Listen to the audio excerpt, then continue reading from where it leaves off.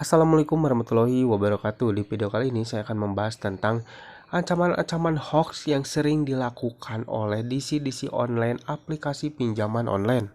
Nah, jadi ancaman-ancaman yang sering dikirimkan kepada debitur-debitur yang mengalami gagal bayar ini adalah ancaman-ancaman yang tidak ada kebenarannya atau sekedar hoax saja ya. Bisa disebut juga ini adalah hanya getrakan saja ya dari mereka atau cara mereka untuk menakut-nakuti nasabahnya agar cepat-cepat membayar tagihannya.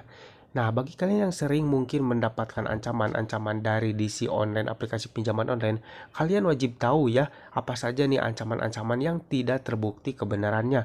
Karena itu hanya akan membuat kalian panik saja dan merasa ketakutan ketika kalian mengalami keterlambatan di aplikasi pinjaman online. Dan saya juga saranin agar kalian jangan mudah percaya dan jangan mudah panik ketika mendapatkan ancaman-ancaman dari DC online ya. Lalu apa saja sih ancaman-ancaman hoax yang sering dilakukan oleh DC online aplikasi pinjaman online? Simak video ini sampai habis. Yang pertama adalah ancaman pemblokiran rekening.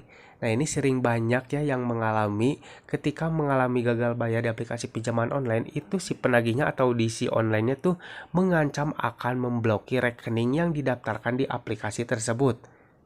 Nah, untuk ancaman tersebut itu adalah hanya hoax saja ya atau getrakan dari mereka saja ya, karena aplikasi pinjaman online itu tidak bisa atau tidak akan pernah bisa untuk memblokir rekening walaupun rekening tersebut didaftarkan oleh di aplikasi tersebut.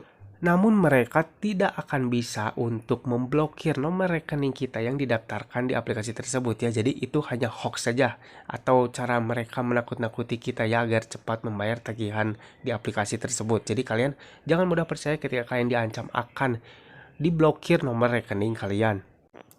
Yang kedua adalah pemblokiran BPJS, dan ini juga sudah banyak terjadi ya, mendapat ancaman seperti itu akan diblokir BPJS-nya, namun itu hanya hoax saja ya. Jadi kalian juga jangan mudah percaya kalau kalian mendapatkan ancaman akan diblokir BPJS kalian.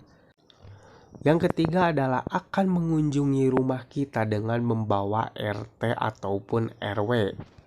Nah, baru-baru ini juga ada informasi yang masuk ya. Ada salah satu nasabah yang mengalami gagal bayar di salah satu aplikasi pinjaman online. Dia diancam oleh DC online-nya itu akan melakukan kunjungan ke rumahnya atau penagihan ke rumah nasabah tersebut dengan membawa RT dan juga RW. Nah, jikalau kalian mendapatkan ancaman seperti itu, kalian jangan takut, panik, ataupun percaya ya, karena itu hanya getrakan atau cara mereka menakut-nakuti kita ya, karena tidak mungkin lah mereka akan datang ke rumah kita dengan membawa RT ataupun RW. Karena dari pihak RT ataupun RW juga tidak tahu apa-apa ya dan belum tentu mau ketika mereka meminta pertolongan untuk mengunjungi salah satu nasabah yang mengalami gagal bayar ya, karena dari pihak RW juga tidak siapa dan dari mana ya DC tersebut. Jadi dari pihak RW tidak akan pernah mau jikalau ada DC lapangan yang meminta antar ke rumah nasabah yang mengalami gagal bayar, dan itu tidak akan mungkin terjadi ya. Jadi kalian jangan pernah percaya dan jangan pernah panik ketika mendapatkan ancaman seperti itu, karena itu adalah hanya sekedar hoax saja ya, tidak benar. Yang selanjutnya adalah ancaman masuk ke Slick OJK atau blacklist BI checking. Nah, walaupun ya aplikasi pinjaman online legal ini banyak yang masuk ke Slick OJK ya ketika nasabahnya mengalami gagal bayar. Namun perlu kalian ketahui juga nih, tidak semua aplikasi pinjaman online legal atau pinjaman online resmi OJK itu masuk Slick OJK ya atau melapor ke Slick OJK ketika nasabahnya mengalami gagal bayar. Hanya aplikasi-aplikasi tertentu saja yang melaporkan ke Slick OJK ketika nasabahnya mengalami gagal bayar. Dan jikalau kalian mendapatkan ancaman masuk ke Slick OJK, kalian jangan mudah percaya karena aplikasi tersebut belum tentu masuk ke Slick OJK atau melaporkan ke Slick OJK ketika nasabahnya mengalami gagal bayar. Karena hal tersebut adalah salah satu hal yang sering digunakan oleh DC online ya untuk menakut-nakuti atau menggetarkan nasabahnya yang mengalami gagal bayar. Bahkan saya sempat kejadian juga ya, ada informasi yang mengalami gagal bayar di aplikasi pinjaman online ilegal. Mereka mengancam bahwasannya nasabah tersebut akan masuk ke Slick OJK ya. Padahal aplikasi tersebut itu aplikasi ilegal ya, tidak mungkin masuk ke Slick OJK. Orang aplikasinya juga tidak terdaftar di OJK ya, jadi mana mungkin aplikasi itu masuk ke Slick OJK. Jadi kalian jangan mudah percaya ya ketika kalian mendapatkan ancaman akan masuk ke Slick OJK, karena hanya aplikasi-aplikasi tertentu saja, saya ulangi ya, yang masuk ke Slick OJK. Tidak semua aplikasi pinjaman online legal masuk ke Slick OJK ya. Karena masih banyak juga aplikasi pinjaman online legal yang tidak masuk ke Slick OJK. Yang selanjutnya adalah ancaman kunjungan debt collector lapangan. Nah, di sini ketika kalian mendapatkan ancaman akan dikunjungi oleh debt collector lapangan, namun untuk keterlambatan kalian itu padahal baru beberapa hari ya, atau mungkin baru 1 minggu atau 2 minggu, tidak mungkin ya akan didatangi oleh debt collector lapangan. Dan ketika kalian mendapatkan ancaman seperti itu akan didatangi oleh debt collector lapangan, namun kalian baru gagal bayar beberapa hari atau mungkin beberapa minggu, kalian jangan mudah percaya ya, karena biasanya untuk kunjungan debt collector lapangan itu biasanya di atas 2 bulan ya. Jadi kalau baru telat beberapa hari atau beberapa minggu itu tidak mungkin desi lapangan akan datang ke rumah kalian.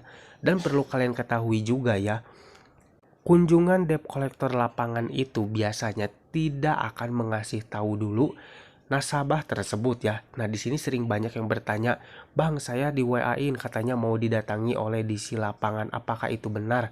Saya kasih tahu ya bahwasannya itu hanya getrakan saja atau cara mereka menakut-nakuti kalian ya, karena pada dasarnya ketika DC lapangan mau berkunjung ke rumah nasabah yang gagal bayar itu biasanya tidak mengasih tahu dulu ya, karena dengan alasan mereka jikalau mereka mengasih tahu dulu nasabahnya, ada kemungkinan nasabah tersebut akan tidak ada di rumah atau mungkin bisa pergi kemana atau menghindari debt collector lapangan tersebut ya. Jadi mereka memilih untuk tidak memberitahu dulu ketika mereka mau berkunjung ke rumah nasabah yang gagal bayar ya. Jadi jikalau kalian mendapatkan WA atau ancaman akan didatangi oleh debt collector lapangan, itu hanya getrakan saja. Karena untuk kunjungan debt collector lapangan itu biasanya secara diam-diam, tidak mengasih tahu terlebih dahulu ya. Dan perlu kalian ketahui juga, untuk aplikasi pinjaman online legal tidak semuanya memiliki DC lapangan ya. Masih banyak aplikasi pinjaman online legal yang sampai saat ini tidak memiliki DC lapangan.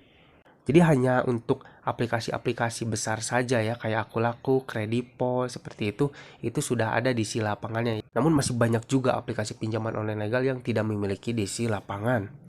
Jadi jikalau kalian mendapatkan ancaman akan didatangi oleh DC lapangan, kalian jangan percaya karena itu hanya getrakan saja atau ancaman hoax ya.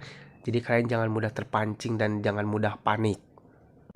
Nah guys, itulah tadi ancaman-ancaman hoax yang sering dilakukan oleh DC online kepada nasabah yang mengalami gagal bayar di aplikasi pinjaman online. Jadi pada intinya kalian jangan mudah percaya ya dengan ancaman-ancaman yang selalu dikirimkan oleh DC online kepada kalian ketika kalian mengalami keterlambatan atau gagal bayar di aplikasi pinjaman online. Oke guys, mungkin sampai di sini dulu video dari saya kali ini. Semoga video ini bisa bermanfaat buat kalian. Terima kasih yang udah nonton. Jangan lupa like dan juga share ke teman-teman kalian. Dan tetap dukung channel ini agar semakin berkembang dengan cara klik subscribe di bawah. Sampai jumpa di video selanjutnya. Assalamualaikum warahmatullahi wabarakatuh.